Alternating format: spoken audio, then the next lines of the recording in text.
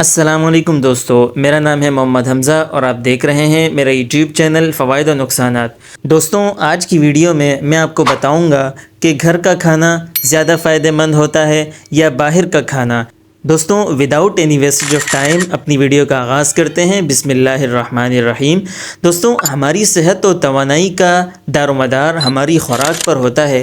ہم جتنی معیاری، متوازن اور غذائیت سے بھرپور غذا کا انتخاب کرتے ہیں، اس سے ہمارا جسم اتنا ہی اسٹرانگ، ہیلدی اور طاقتور ہوتا ہے، اور ہمارے جسم میں بیماریوں کے خلاف دفاع کرنے والی صلاحیت یعنی قوت مدافعت کو پروان چڑھتی ہے۔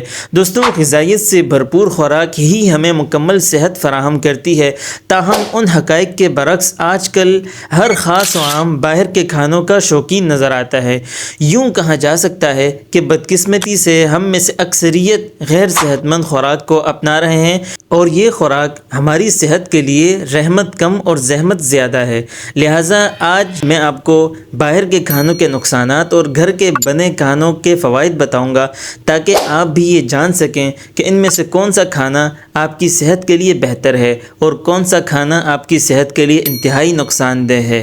دوستوں، سب سے پہلے میں آپ کو باہر کے کھانوں کے نقصانات بتاؤں گا۔ دوستوں، باہر کے کھانوں کا رجحان آج پوری دنیا بشمول پاکستان میں بھی غیر معمولی حد تک بڑھ چکا ہے۔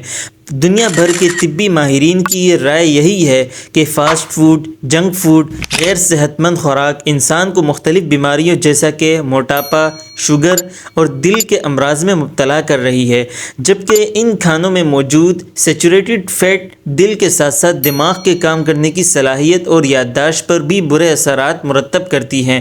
یہ اضافی چکنائی جلد کے مسائل بھی جنم لیتی ہے، نیز مسلز اور گردوں کی بیماریاں، دمہ اور جگر وغیرہ کے امراض بھی اس کے مستقل استعمال سے جنم لیتے ہیں۔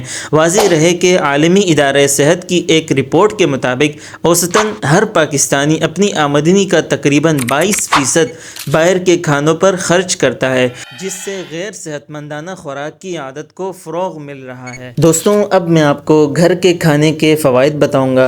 دوستوں، بلا شبہ اچھی خوراک خوشگوار صحت کی ضامن ہے، اس لیے جسم کو چاق و چوبند رکھنے کے لیے اہم ہے کہ پروٹین، وٹامن، کیلشیم، آئرن اور نمکیات سے بھرپور خوراک کو اپنی زندگی میں شامل کیا جائے۔ ایسی خوراک جس میں تمام اجزاء شامل ہوں، اسے صحت مند خوراک تصور کیا جا سکتا ہے۔ دوستوں، اگر باہر کے کھانوں اور گھر کے کھانے کا کمپیریزن کیا جائے تو ہمارے گھریلو کھانوں میں سبزیاں، مناسب گوشت، مسالے جیسے اجزاء شامل کیے جاتے ہیں جو حفظان صحت کے کام آتے ہیں، جبکہ باہر کے کھانوں میں غیر معیاری گھی، تیل اور چربی والا گوشت، ساسز، مایونیز، چیز وغیرہ کے ساتھ طرح طرح کے مسالوں اور سوڈیم کا بے حد استعمال ہوتا ہے، جو صحت کے لیے نقصان دہ ہے۔ چنانچہ باہر کے کھانے بھلے ہی ٹیسٹی ہوتے ہیں، لیکن ان کے بے جا استعمال سے صحت کو فائدہ نہیں بلکہ نقصان ہی پہنچتا ہے۔ دوستوں، جنک فوڈ کے حوالے سے ماہرین یہ مشورہ دیتے ہیں